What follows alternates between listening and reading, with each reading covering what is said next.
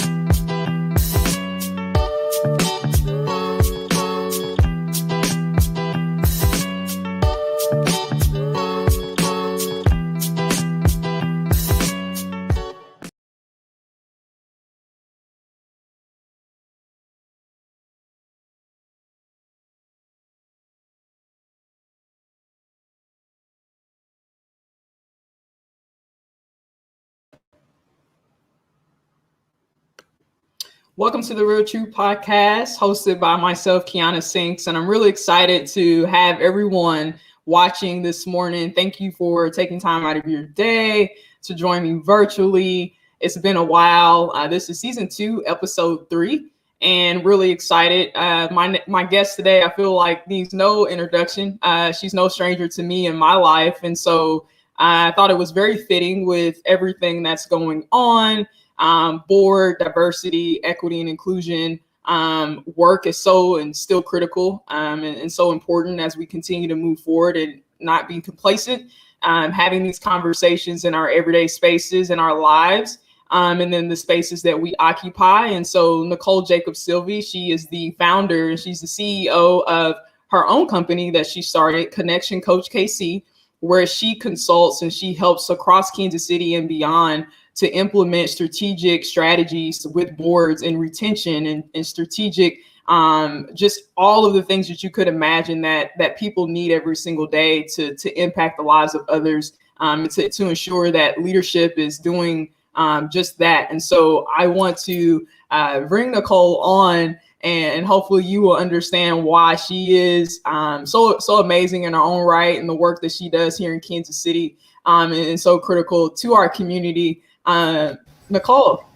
Hi, so good to see you, Kiona. What an introduction. Thank you so much. As the people who know us and know that we have a really deep friendship and a sisterhood know that this is a joy for me to be here. And as soon as they heard that I was going to sit down with you, boy, my email, my text messages were buzzing and popping because they wanted to hear what we had to say. So thank you for having me on season 2. So proud, so excited. You're doing amazing things, and I love this platform. It's perfect for all the things that you need to share with us. So thank you.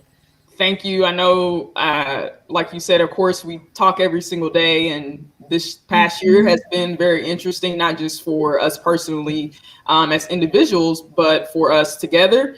And I know that we both are known together, but you also have your own business. You have your own lane and a lot of things that you're doing, and we're going to talk about that. And I don't want to jump too far, but for those who don't know you and they're like watching this later, obviously you do a lot in the Kansas City community, but talk about the importance of Connection Coach KC really quickly and why you decided to jump head on and just say, hey, I'm going to start my own business, and the importance of that. Thank you so much. You know, it was, I'm an unlikely entrepreneur, meaning that I didn't start out at my son's age at 9 saying I wanted to be an entrepreneur. But what I know is I love creating things, and I have a lot of big ideas, and really I like affecting change. And so what led to Connection Coach KC was the life coaching that I did when I was a part of Kaufman Scholars. I could see how critical and pivotal that was in the lives of young people. And I started having people come to me, different questions and saying, could you coach me? They were using that language, adults. And I thought, wow. And so I felt this calling to coaching as a natural inclination, but also selfishly, when you coach, you can't help but be coached. So the lessons that I learned from those I coached were invaluable to me. So coaching was a natural next progression in my career. But really what took off and what inspired me was seeing when I was in the room in so many different environments in Kansas City, that it was the same people that I admired and loved, and environments lack diversity. This is no news to anyone who's watching today, but I said, you know what, how can I help people connect intentionally in sincere and authentic ways to get in rooms where they can have the opportunity to build their network and be at the table. So that's what birthed Connection Coach KC. Out of that, people started coming to me and saying, who do you know? That key question we have for board positions, leadership positions. And out of that, something just really just didn't seem right to me. Why were people continuing to come to me? And I recognize it's because I was in close proximity to many of those who were talking to me. I was in their network, but many people, their networks didn't engage those people who were from different communities, specifically BIPOC individuals. So that led into some more of the board development work that we're going to talk specifically about today, but how to intentionally build a network. And really, as people ask me how have I done it, it's one relationship at a time. And there's some key ways to do that that are crucial. So. Absolutely. Yeah, no, that's amazing. And you said a lot in terms of just, people coming to you, asking for coaching. which is a career. People need expertise and they need to be stretched and challenged as well, even though they've already, surpassed, the early stages of their career. But obviously you still have to implement growth and match your network and your net worth, which means you talk a lot about that are two different things. And hopefully you'll elaborate on that as well. But I wanted to also kind of, Nicole, have you elaborate on the importance of giving, right? We had a tough, difficult year, unusual year. And so, you have a lot of people that have, they've recognized change, right? They recognize the need for, okay, we need to change. We need to get people in our organizations, in our nonprofit space, or maybe I don't have the resources that I thought I did, but I need to stretch myself even further. But it all goes back to your point, board development. And so with understanding all of those different nuances and moving parts that are not easy, right? They're very difficult. But we know now it's like statements have been made, people recognize change, people are taking the initiative to reach out for, different relationships. How do you strike a balance with, the authentic nature of, building that as well, but also understanding that too, some people are not implementing PR to practice. It's time to really start digging deep and not superficial and not being complacent. And we look up and we're like, wow, like, did we take anything from 2020? We're in the same boat that we were, prior to the difficult year that we all experienced. Wow, you said so many positive things that I could talk to and that we speak about often. You started with the word and you said it's nuanced. This DEI work is nuanced in so many ways. And we know that the catalyst of last May 24th, George Floyd being murdered, built a sense of urgency like we haven't seen before. But this work is not new. I'm certainly far from the first. And I think back to my grandparents' generations, right? How they've been fighting for equity. So this is a continuation. But what is different is there was a moment in time that made us stop and take pause. And so there were some people, some organizations, some of my clients I work with had already begun this work long before 2020 and are just continuing it. And there's others who are saying, wait, we're not doing anything, or what are those statements that we could put out? But what I always speak about is how do we take intention to action? And Kansas City is really fortunate that we have actually a disproportionate number of not-for-profits in our community per capita. And a rich philanthropic community that's really engaged in some key mission in our community. That's beautiful. But what are those organizations doing to help dismantle systemic oppression? Most not-for-profit organizations, the nature of their mission is to step in the gap to support marginalized communities in some way. There's some resource that's lacking that they're stepping in to assist and to uplift other people. But if we don't get to the heart of the systemic oppression that creates this need for these not-for-profit organizations, there's a big gap. So what I've seen is some people have put out a statement because they thought it was the PR thing to do, not necessarily because there's intention that they're taking that to action and that they're really going to build policy and that they're going to do things on that real operationalized level. And then there's others who were using that statement as an opportunity to outwardly say, we have a commitment to this work. And while we are far from getting it right, we're committed to continuing to work and move forward in this space. And so as a consultant, I have to kind of look and see where people are, assess where they are. And what's especially nuanced to your word at the beginning is not only are organizations led by individuals who are in different places in this, but collectively, an organization may have someone who is just learning the terms associated with DEI. And then there's others who have done this work for, a decade. So even within an organization, experience levels differ. And it's really key to who are we valuing at the table, whose voices and contributions are being heard, and who is being uplifted. So I think that is so key in what people are trying to figure out at this time. But if we allow just words to be on a website without the actions to be implemented, as well as the strategies, policies, and operationalizing, then we have made a big mistake. Yeah, absolutely. And you also have created an opportunity for boards to know, every given day that they can come to you and talk about those, different capacities on their board and how that applies to them real time.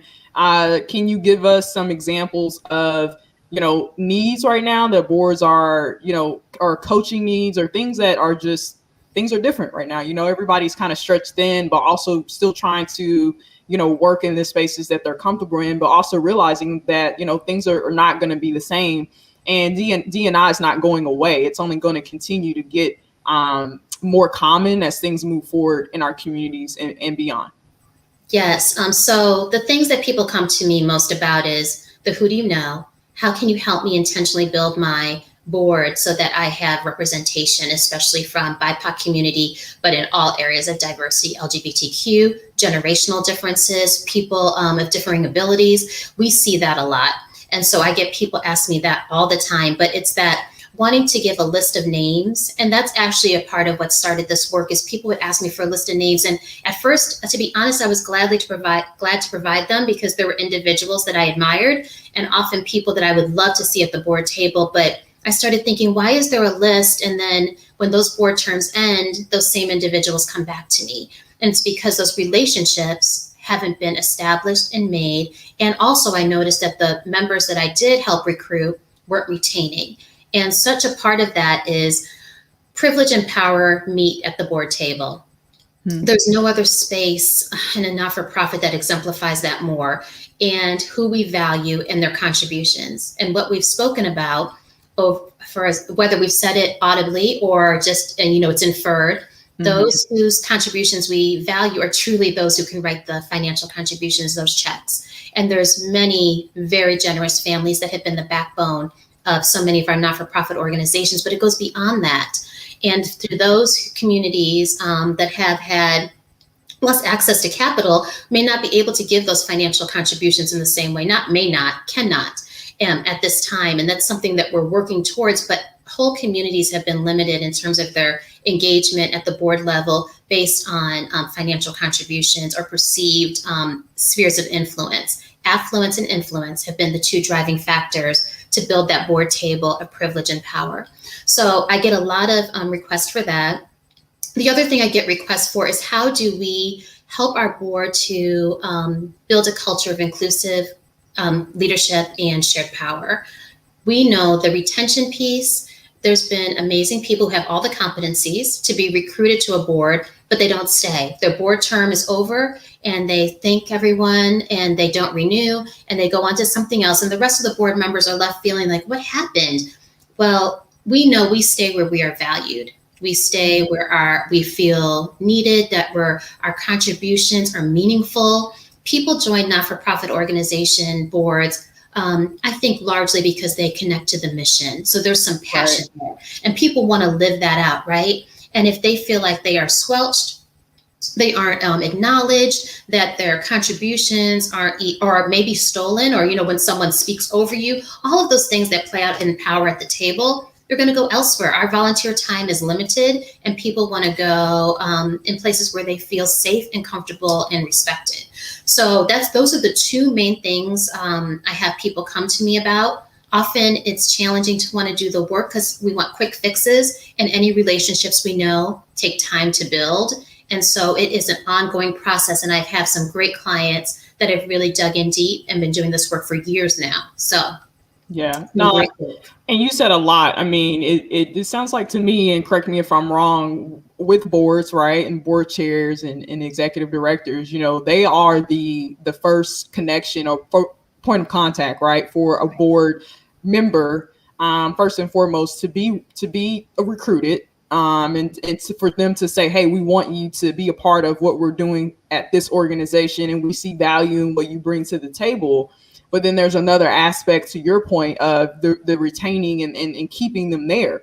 And if they don't stay, if not for the board term, because we know everybody can't serve on a board for, for just such long periods of time. You need new innovation at the table. You need new people, new ideas, and not stagnation that speaks in having the same people on the board and giving other people an opportunity to share their expertise as well.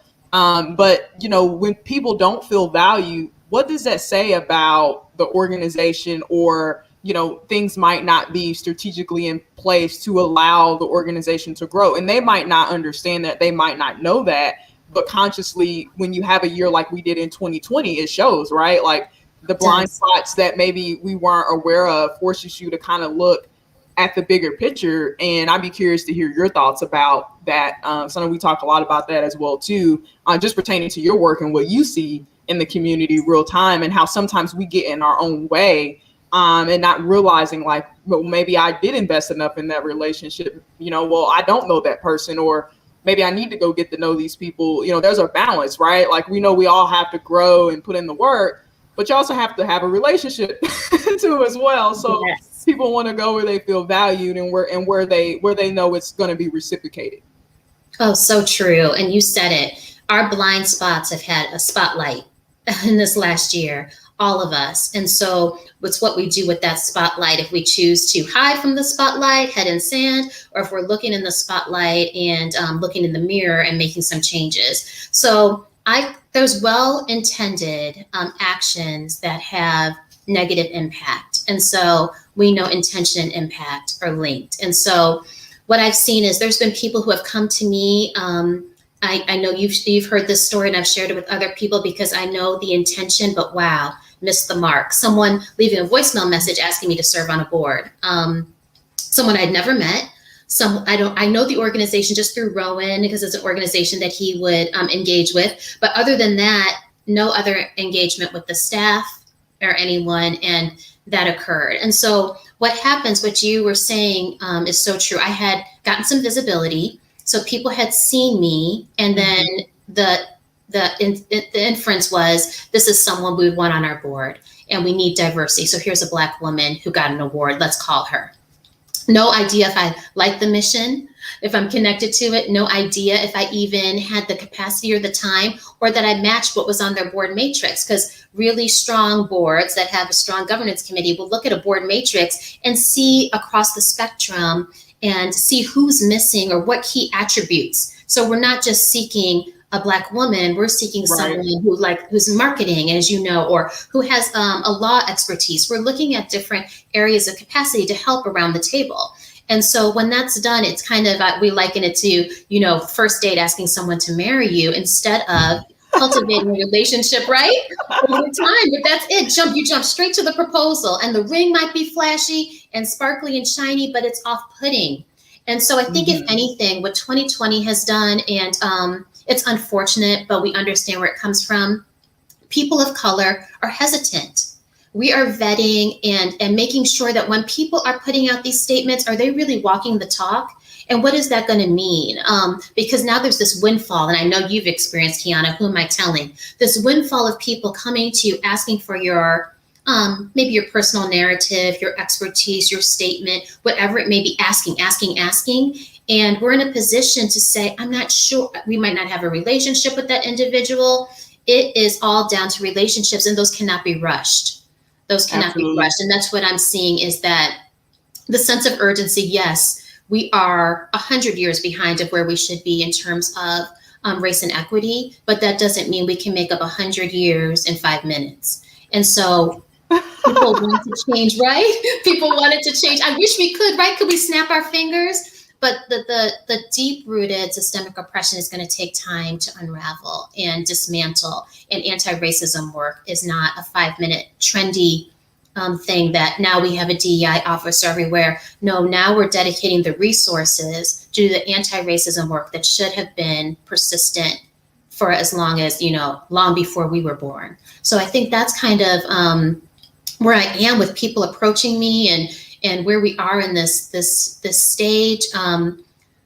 We have to just get real with each other and care enough about each other to tell each other the truth. That's why The Real Truth is the perfect name for your podcast, because you speak those truths. And that means, like, just as us, we have a close relationship, and you'll speak a truth to me and I'll speak a truth to you, even if it's not easy to say, but knowing that we want something better in the end out of it. And that's what this DEI work is like, this is the time. If not now, I don't know when will be. Let George Floyd's murder not have been in vain. And all the other names. He's just the one that we most often call, but the list is longer than I could recall to name them all. So yeah, I'm Yeah. cackling because I'm about to start laughing because I'm like, this is things we talk about all the time. Yes. But you do things in the community because you care and because we have an Mhm. invested interest as being a Black person, right? Our Yeah. ancestors and doing the contributions to those before us who have done so much, and we So now have an obligation to learn. Mhm. And not that we're perfect, we're never going to be perfect, but to continue to put one foot in front of the other and grow, and I have the right to choose what spaces That's I right. want and see and value and take time to initiate. And I think, to your point, Nicole, majority culture with privilege given and assumed, that now we're in these spaces of, we need, and we want, but now we have to articulate as being people of color and being a woman of color,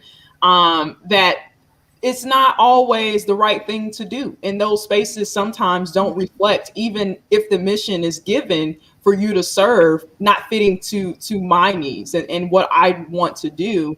And it's not that we don't want to give our time to those, organizations or those missions or those good things.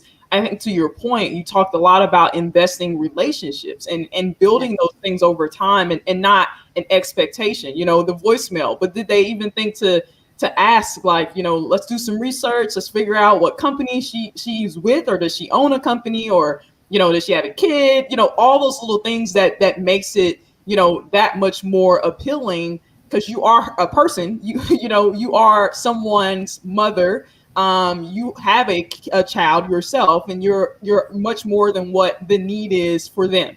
And so I think we've lost sight of that in the midst of trying to reach the goals that we all so like you said, so often we already should have been doing all of this anyway. But board of directors and retention and recruitment goes into that. That is so true. I agree with everything you've said. And really, what I didn't name it, it feels like tokenism. It falls into tokenism when it feels like a checkbox that, oh, we look at the picture of our board physically, the physical picture, and oh, this culture is missing, or this group is missing, and we add one person to check that off, instead of what can they bring, how can we value their contributions, and how do they forward the mission of our organization in a really intentional way. I think that's the piece that we're missing so often, and it's an area that is off-putting. And then when someone declines serving on a board or declines an opportunity, people are surprised. I think there's also we need to switch the thought that because there aren't many people of color on boards, that if we are asked, that we're going to be so delighted and overjoyed that we're going to jump at any opportunity. I've encouraged anyone, we vet organizations and you see if it's a match, right fit for you if you serve on the board. What we've looked at before is trying to find candidates that people said were the right fit. And right fit and qualified, these are some dog whistle terms that I see used specifically for communities of color. Qualified is often meant college educated, middle class, right, or above, and and Christian, heterosexual, all of the things that we think of that are closest to what we tend to center board work in, is this white privilege and white supremacy. And so those people of color who are closest to that description or the descriptors are the ones who are favored or asked or selected. Often we miss a huge group to engage, whether it be a school board that we fail to engage a past parent or student, or if it is an organization that serves a certain clientele, maybe it's a domestic violence shelter. How are we engaging people who have been recipients of the services? Those who have been active participants and received from the mission, seeing them as valuable contributors at the board table is something that I do see some organizations do, and I can think of some, but largely in the sector, we overlook that group because they don't fit into that influence and affluence that I mentioned at the beginning. So I think those are the key pieces of relationship building. What does that say? That falls into the saviorism, right?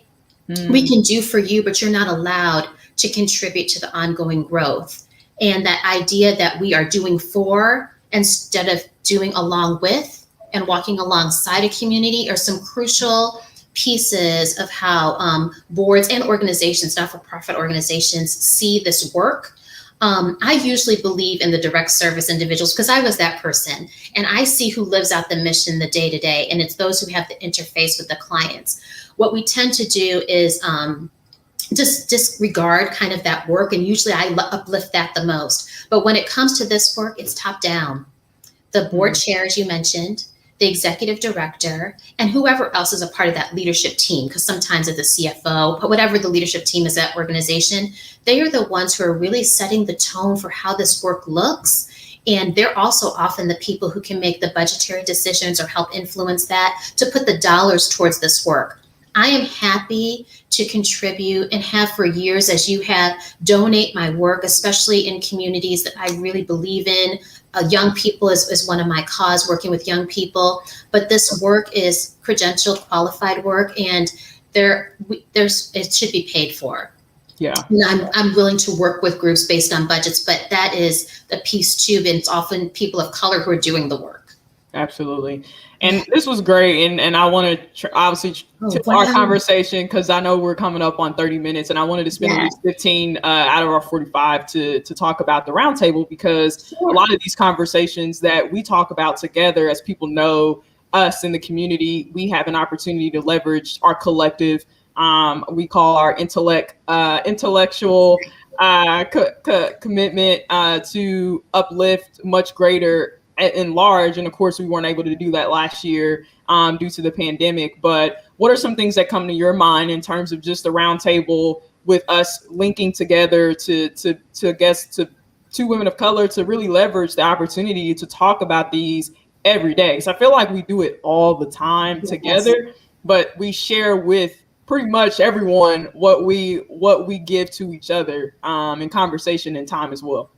Well, the roundtable, for those who don't know, is when Kiona and I come together, we bring some key community leaders. We say convening crucial community conversations. And it's just that. We believe that you can learn about someone on their LinkedIn, on their social media profile, but asking them those key questions where they can share their personal narrative and their lived experience, which is of great value, therein is the essence. And when we can hear from people in that way, that is when we build those bridges and those connections, those aha moments. And sharing space in that way has been so positive. And so we had events that were in person. 2020 happened. We've done, one virtual event, but we are continuing to be committed to elevating, lifting voices that haven't been heard, or maybe an aspect of a person's life that hasn't been heard before. So when we did the men's roundtable, the inaugural event, very familiar faces, key leaders in the community that one of them now being our now Mayor Quentin Lucas. He was city council member at that time, but we knew them. We knew those individuals, but you know what? I did not know about the matriarchs and their families that I heard about in that conversation. I didn't know about the instrumental women who helped uplift them. I heard a different voice, and that's what we're after. So when we come together, we say we are from different generations. We have different lived experience, but we have a shared commitment for what we want to see for this community. And that is what is the magic, I think, when we come together. And I'm really committed to the intergenerational approach. So it's an honor. It's my favorite. And we're really excited. We get people that ask us, hey, like, what's going on? And we know obviously last year was just taken out for sure. But and you mentioned the men's roundtable and the women's roundtable, which we were also able to do, which I think are two of our most prominent signatorial events that we will continue to build off of to highlight the foundation in which we started, to uplift those stories and people, everyday faces that we see in our community, or and potentially in other cities as well, as we continue to move forward, that we'll be able to leverage real-time life experiences with other people and have those stories to connect as well. The Women's Roundtable was no different. I feel like it was amazing to see so many women that we knew personally every single day, and to have them share their stories and what community meant to them, and how we can do a better job at uplifting women. And I think that's a conversation that needs to continue to happen. As we know, when I see you, in a space, I speak, right? Like, that's not even up for a debate. It's not even up for a question. it's always important to acknowledge the other woman or the women that you're around in a room or a virtual space or any of that. And so I think just being reminded of those things. And I think ultimately when you're on the other side of that, you see, you know, to your point, Nicole, everything that you shared, the gaps or, you know, the wish you would have, could have, I guess, or some of the things that we convene those community conversations that we wish we maybe would have known or maybe could have talked about. And so now we have the opportunity from two different perspectives, young and just, you know, bridging this gap to really leverage the next, I guess, scene of Kansas City and potentially in the region as well, which I'm really excited about. That's it. I love it. I think what's so important is being able to speak in ways that are courageous. And you've really done that, Kiona. You know, I met you when you first came to Kansas City pretty soon after.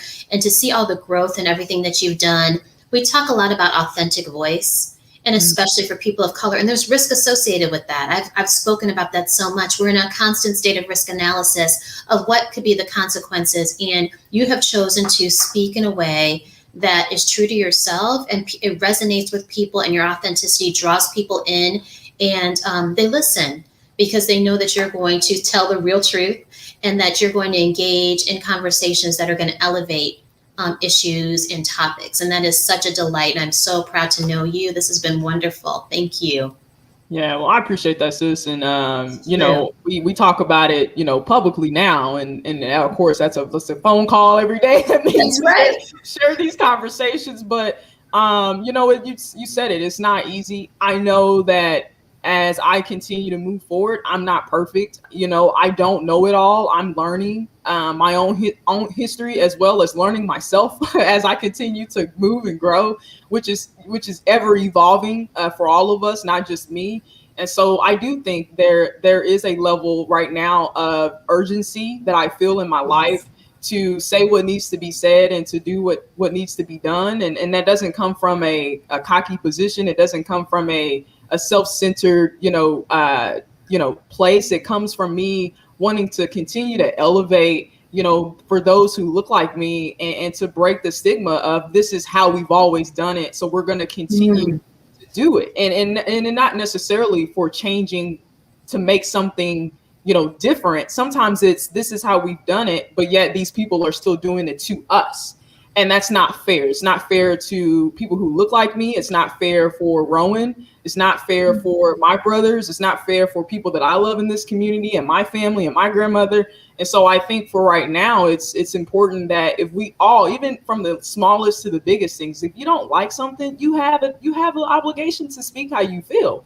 And especially if you are going to occupy a space that you're asked, you know, to give your opinion. And my grandma would say right now, everything that you think doesn't need to be said, which I get that. Everything doesn't need to be said. But I think right now for where we are, there are certain things that needs to be said because it hasn't been said. And we're not going to move forward until these things are addressed. It's like the elephant in the room and no one wants to talk about it. So it's just awkward. It's like, how are people, you know, negotiating, moving these things around and not talking about it? If Nicole has some toilet paper on her shoe, I'm gonna be like, hey sis, we gotta stop eating. Like, we gotta get that off your shoe. Right. So that's how I feel right now. And if it is, you know, sometimes it's fun stuff. Sometimes it's not even anything serious. It's great things. And sometimes, as you know, it's difficult stuff. And you just kind of take it as it is. And like I said, I don't know it all, but I appreciate just you and having you in my life and the things that we're able to share together. And I think the things obviously privately only are cultivated and uplifted publicly. And I think, you know, you can't really make this up. So it's either there or not. And I'm just grateful to have, you know, people like you in my life that have given me the opportunity to move forward, to be me and to watch me grow and to accept me for who I am. So I really appreciate that. Thank you so much. That was so beautifully said. And we're speaking because our community has been silenced for too long. And you and I, different generations, but we both have this sense of those who came before us is really a part of the catalyst for our work. And I often think when, you know, knees knocking and teeth chattering, that I may not want to say something or act in a certain way. I remember all of those who couldn't. I have the option to say, maybe I'll say something, maybe I won't. we come from women who weren't able to without great consequence, right? And so we're in a different space. And so I think that is what has kept me talking and uplifting others who are speaking. And let this not be a moment, but a movement, as we say. And that's what you're leading. So it's good stuff. What did VP Kamala say? I'm speaking. I'm speaking. That's right. That's the quote forever. But it's the head tilt for me. Yeah, that's a whole other level. It's the head tilt that every Black matriarch in my family did, that it meant serious business, right? That commanded a presence, that regal, I'm talking. Yes. And still every bit of the humility and the humble leader, but this is my space and I deserve to be here. I love that. Yes. Perfect timing, because we have like 2 minutes. Is there anything that you like want to say, like give to the people? Because I know we this is great. We could sit on here, talk about a round table. We could chatter all day and cackle, but we can't do that. So is there anything that you want to say, or any remaining thoughts? You know, I'm really bad about saying the things that I'm working on, and people say, you didn't take the moment, so I'm going to now. It always seems like self-promotion, but this conversation is going to be ongoing. And I know that there are many people in our community who are talking about board development and diversity, which is really exciting because it's going to take all of us to push this forward and make change. But I'll be doing a presentation with the Chamber on April 27th about recruitment and retention, not just specific to boards, but to leadership in general, especially from communities of color. So people can engage with that if they go to the Chamber's website, and there's also on social media to register. I'll also be a part of a larger dialogue, a larger panel with 2 other women leaders. And I don't think it's been released yet, but that'll also be coming out, and I'll be posting that. So the best way to get information about that is to follow me at Connection Coach KC on Facebook, is my greatest presence. And then also on LinkedIn, Nicole Jacobs Silvey. And so I'll be posting that as well. But there's more to come. And Kiona and I will be having some additional conversations too with the roundtable. And really my last thought is, if we must first listen to learn, and then we learn so that we can lead in whatever space that we're in. We're all in different places in the journey of diversity, equity, and inclusion and our anti-racism work. Some people may be novices. Some people have done this long before I was even born and have led the way to the space I'm in right now. Right. But whatever you do, act. If you're not sure, stop, listen, learn, read. And because it's going to take all of us, it's not just the Black people in spaces who have DEI after their names. It's going to be the allies that step in, especially in our absence. It's those who have the ability to make policies and procedures and operationalize this work that are really going to drive us forward. And Absolutely. So I just encourage people to act. That's it. Yeah, well, thank you so much for coming on. Thank you all for watching this morning, the Real True Podcast. I think I'm going to try to do this better and have more dialogue on the way. And certainly want to make sure I thank Nicole for her expertise and for her coming on to the Real True Podcast. And again, this is season 2, episode 3. This video or this playback will be available on YouTube, Real True Podcast, or you can just simply type in Kiona Sinks. It'll pop right up for you to share with others in your network. Thank you again so much for watching the Real True Podcast. I'm your host, Kiona Sinks. Have a great day.